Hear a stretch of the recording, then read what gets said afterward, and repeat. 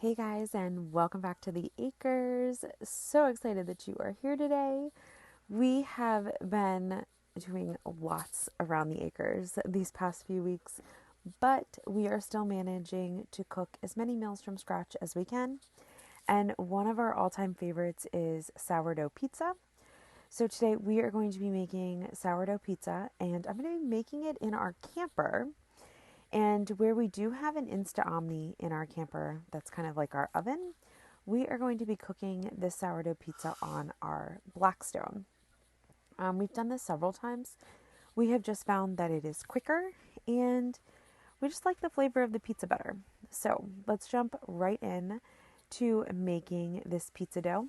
So we start by using our sourdough discard pizza dough recipe that is on our website. I will leave a link for that below for you. So we get that all mixed up in our KitchenAid mixer. I prefer to mix it in our mixer just because it does have to mix for a longer period of time. And by mix, I mean it has to knead for a longer period of time. So hence the reason we like to use that. And I can also control how well it goes together. So I normally make 4 pizzas, which is 2 batches of dough, and then they sit in a greased bowl for a few hours to do their first ferment and rise. Once that is done, then I'll divide them into 4 and let them rise again. While I am letting them rise for the second time, and normally the second time I will let them rise anywhere from like an hour to 2 hours, really depending on like what we have going on and how warm it is in the camper. Today was a pretty warm day, so they did awesome. But while they are doing that, I will make our homemade pizza sauce. This recipe is on our website as well. This is a no salt pizza sauce recipe. Actually, no, I'm sorry. I'm thinking of our spaghetti sauce recipe. This one does have a little bit of salt in it, but not a lot. But it is a great pizza sauce recipe. It is definitely a family favorite. So all of that goes into a stock pot, and then I will put it on the stove for a few minutes just to get it heated all the way through and to let the flavors start kind of blending and mixing together. When we are ready to make the pizzas, I roll our dough out with a rolling pin. I just find that I can get an even thickness on the dough that way and just a more circle shape for our pizza. I'll leave this rolling pin, a link for this rolling pin below, and the pizza peel. They are must-haves when it comes to shaping dough and forming dough. And then another must is you want to make sure that you really have a floured surface so that your dough does not stick. But the rolling pin and the pizza peel make a huge difference.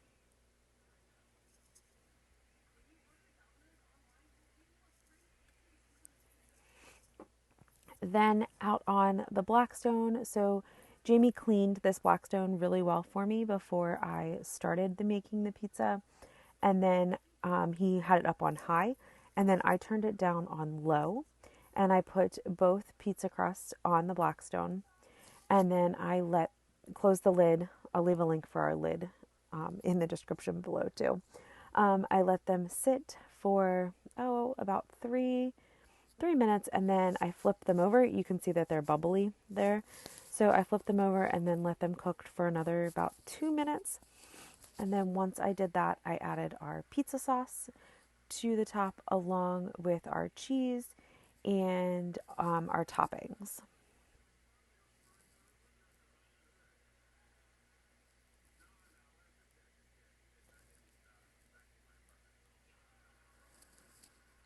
When you are doing this, it does take the cheese a little bit longer to melt because it's not in an enclosed oven. So you really want to make sure that you are working fast to keep all of that heat inside. So I like to have all of our ingredients and our toppings off to the side and prepped so that all I have to do is put the cheese on, put the toppings on, and close the lid as quick as I can. And then I periodically will check with the pizza peel to make sure that the bottom is not burning, because you don't want to do that. You can also turn the Blackstone up just a little bit hotter, and it will make it a little bit warmer, which will make the cheese melt a little bit faster. But once all of your cheese has melted, now note it's not going to melt completely like a pizza will in the oven. So you just have to keep that in mind. If you try to do that, you're going to end up burning your pizza. So you just want the cheese to be melted, and then we pull them off, we let them cool, and we enjoy them. We absolutely love this pizza. Like I said, all the ingredients and recipes and tools are listed below for you. Thanks so much for hanging out with us at the farmhouse today and on the acres, and we will talk to you guys soon.